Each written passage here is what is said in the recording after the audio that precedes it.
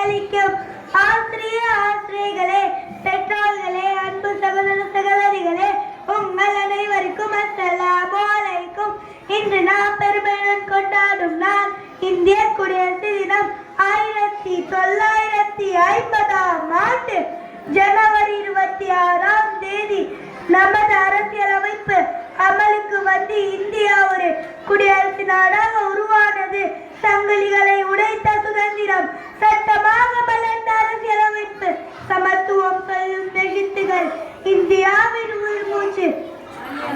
நமது அரசியலமைப்பு அனைவருக்கும் சம உரிமை, சுதந்திரம், நீதி ஆகியவற்றை வழங்குகிறது. இதனை வடிவமைத்த டாக்டர் B.R. அம்பேத்கர் அவர்களை நாம் நன்றியுடன் நினைவு கூற வேண்டும். மொழிகள் பலவாயினும் மனங்கள் ஒன்று சேர்ந்தால், மதங்கள் வேறாயினும் தேசம் ஒன்றே இந்தியா.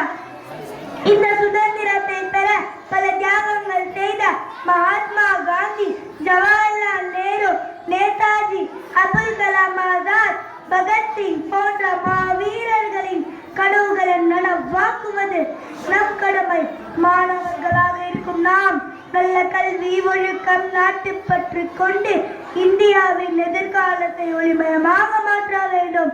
புத்தகமே ஆயுதம், அறிவே சக்தி.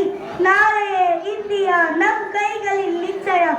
இந்த குடியரசு தினத்தில் நாம் அனைவரும் நல்ல குடிமக்களாக இருந்து இந்தியாவின் வளர்ச்சிக்காகவும் அதன் ஒற்றுமைக்காகவும் பாடுபடுவோம். நமது இந்தியாவை உலக அரங்கிலே தலை சிறந்த வல்லரசு நாடாக உருவாக்குவோம்.